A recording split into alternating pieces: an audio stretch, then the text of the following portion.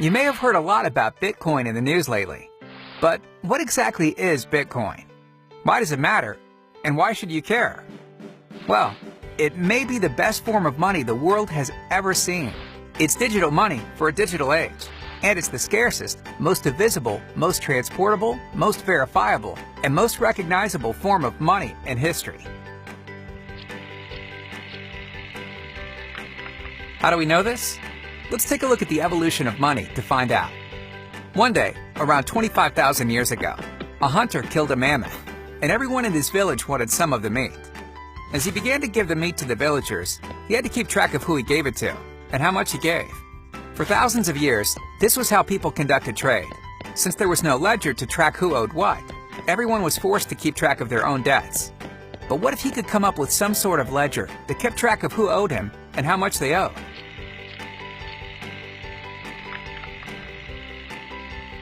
From now on, if you want meat, you have to give me stones as a way to keep track of your debt. This was the birth of currency, and it arose not from barter, but as a way to keep track of debt. This new technology was so successful that before long, everybody began using the ledger system because it greatly improved upon keeping track of debts. But eventually, different villages that used different ledgers wanted to engage in trade. Unfortunately, there was one problem preventing this. They needed a universal ledger, something that could serve as a universal form of money, so people could interact with others outside their own community. But they couldn't just use anything. To establish a system that would work on a large scale, they had to pick something that was universally scarce, divisible, transportable, durable, recognizable, and fungible.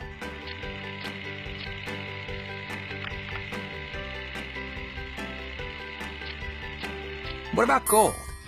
Gold was almost perfect as a form of money. About 5,000 years ago, people began to develop an attitude about gold that has been passed down from generation to generation. This attitude was based on the fact that currency had some sort of intrinsic value. But the truth is, aside from gold serving as a universal ledger, it doesn't have any intrinsic value. This attitude continues today, and it's because of this attitude that people hoard gold, speculate in it, and wear it around their necks.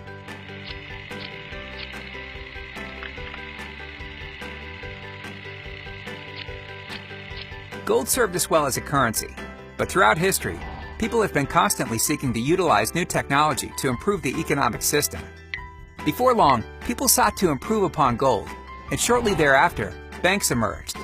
For a tidy fee, banks safely stored gold in vaults and circulated paper bills in exchange.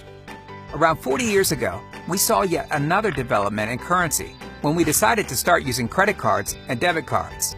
Just like previous advances in currency, these advances came about as a way to use new technology to improve our financial system. But in the last 40 years, a lot has happened.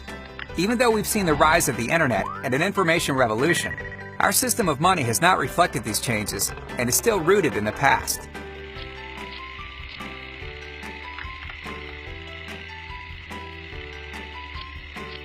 Enter Bitcoin, the first form of truly digital money. Bitcoin was designed for the era of information and solves many of the disadvantages of physical and electronic money. Bitcoin is the first scarce digital resource to ever exist. By design, there will never be more than 21 million Bitcoins. Bitcoin is divisible. One Bitcoin is made of 1 million bits. Bitcoin is frictionless. You can send Bitcoin by email, text message, or even paper, for free and in real time. Bitcoin is verifiable. It uses advanced cryptography and cannot be faked. Bitcoin is global. Like the internet, Bitcoin is decentralized. It's not controlled by anyone or any country. Bitcoin is open source. It does not have a single owner, but we all own it. There's a pervasive myth that money exists because the government creates and supports it. But as we've seen over the course of history, money exists because it serves a basic social need. For over 25,000 years, we've utilized the latest advances in technology to improve upon our system. And even though Bitcoin, credit cards, and paper bills are very different from the stones used as currency 25,000 years ago, today's money serves the same purpose as it has for thousands of years. It's a ledger that's used as a store of value, as a medium of exchange, and as a unit of account. Bitcoin may be the most important social experiment currently in existence. Over the next couple of decades, We may witness a phenomenal transformation where we abandon the gold standard after 5,000 years and replace it with Bitcoin. If this occurs, it could be the biggest transfer of wealth in the history of civilization and the biggest advancement in the democratization and access of money.